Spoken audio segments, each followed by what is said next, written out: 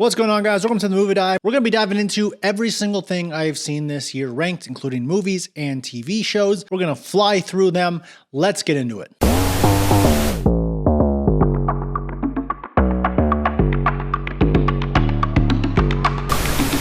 Coming in last place, In a Violent Nature, this movie bored me to hell. This movie's trying to sabotage me. It got deleted off my files for some reason, but number 48 is going to be Trapped. Then we got Madam Web, the low-hanging fruit movie that no one likes. However, people can still hate watch this, but it's just a bad movie. Then we got The Joker 2. This was unnecessary, shouldn't have been made, and maybe the worst musical I've ever seen. Francis Ford Coppola's Passion Project Megalopolis.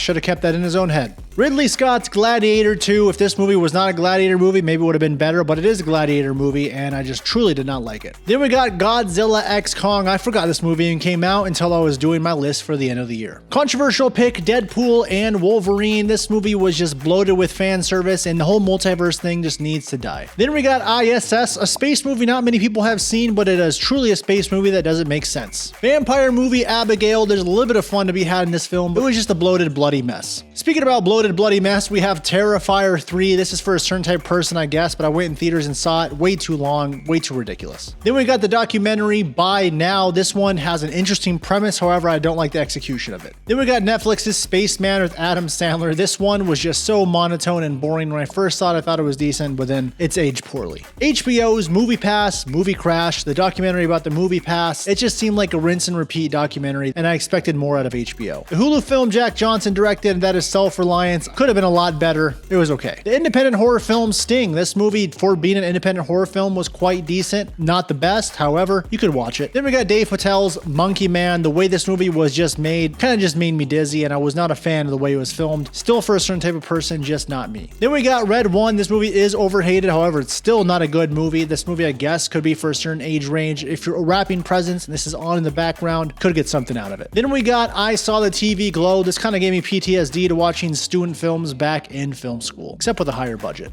Then we got The Substance. There's a lot of interesting stuff in this. This is crazy, over the top. Then we got The Bike Riders. This is the Martin Scorsese film without having Martin Scorsese. We Live in Time. Great acting, however, in the end was just kind of boring, to be honest. Surprising movie here, we got Thelma. This one I recommend checking out. Grandmas Unite. House of Dragons Season 2. I do think it was decent. It was overly hated at certain times. The cliffhanger ending, I do understand how it pissed people off because they teased that in Season 1. However, I think it's a good Season 2. We'll see how Season 3 goes. Then we have The Bear Season 3. I love The Bear Season 1 and 2. This one was a little bit of a step down for me. Seemed like a setup for Season 4. Season 4 will strongly dictate how I feel about the third season. I don't care. Roadhouse is up next. I had fun with it no matter how stupid it is. I could watch myself seeing this more times in the future, just having it on in the background. Netflix's Hitman. I do want to check this movie out again. Could be better the second time, but this is where it's at on the list. Beetlejuice. It's a fine Halloween film. Then we got Furiosa. A lot of people have this on the top of their list. I don't know why towards the end of it I found myself getting a little bit bored, but it does have amazing action sequences. Speak No Evil. It means speak a million trailers, but still it is a pretty decent movie. Then we got Alien Romulus. This would have been way higher up on the list if they weren't quoting previous Alien franchise films. Then we got Challengers. This movie is starting to get to the realm of pretty good. I do want to check it out one more time. Really cool stylistic film. And at the beginning of the year we had Ted. I expect this to be completely stupid. I feel like the actor who plays a younger Mark Wahlberg is better at being Mark Wahlberg than Mark Wahlberg is being at Mark Wahlberg. Then we got Heretic. This is a very cool movie, very good thriller. I love the dialogue in this film. Once it starts getting towards the end and the actual kills start happening and it moves away from the dialogue is when I started liking it less and less. However, it is a really good thrill ride. Inside Out 2. I think it's a pretty good animation sequel. It does get you in the feels. However, it doesn't come close to its predecessor. Then we got Oddity. I definitely recommend people check this out. It is a foreign film. It is a horror film, and it's pretty damn good. Fall Guy. The first half of this movie I absolutely loved, but in the last hour of this movie I felt got too long. I know that's a theme of this list. I do love Ryan Gosling's performance, and I do love the banter between him and Emily Blunt. These movies are getting pretty good here. We have Anora, Mikey Madison, a terrific performance. It is that uncut gem style of filmmaking, which is not my favorite. However, I do respect how good the movie is. Then we got Civil War. I do love how it was not a political movie. I do like how it's grounded in the realism of it all. The reason it's not in the top 10 is because of one particular scene of a character jumping into another character's car. We're in the top 10 here. We have Wicked. This one had amazing singing performances. I was not expecting it to be as good as it was, but both leads, incredible. Coming in at number 9 here, we have A Quiet Place Day One. Everyone was expecting a more blockbuster style of film. I do love how grounded it was, and I do love how it was more character based. Coming in at number 8, we have Smile 2. Naomi Scott, amazing in this movie. This is a very good horror film. Coming in at number 7, we got Colin Farrell in The Penguin. Batman doesn't even show up. He doesn't even need to show up. This was a very good series to watch. I don't think it was a 10 out of 10 series, but it is very good, and I hope they do more in the future. Coming in at number 6, we got Flow, best animated film of the year. I definitely recommend you check it out. Then we got Long Legs, which is Silence of the Lambs style thriller. Everyone please go check this out. Nicolas Cage is batshit crazy. Up next, we have Nosferatu, the new vampire film. Robert Eggers, crazy atmosphere in this one. Then we got Twisters, whatever. I'm gonna rewatch this a bunch of times. It feels like every time I'm on a plane, I put this movie on in the background. Number 2 is Sing Sing. This movie destroyed me emotionally. This is a beautiful film. I hope it wins Best Actor of the Year for Domingo. And of course, coming in at number 1, my favorite thing I've seen all year is Dune 2. Denis Villeneuve is at the top of his game in this film. He is the best director working today. So this is my list of everything I've watched this year, all my favorite stuff. You guys have your own list. Let me know in the comments, and we will see you in 2025. Thanks so much for everything that has happened this year and for joining me this year. Don't forget to subscribe, and we'll see you next time on The Movie Dive.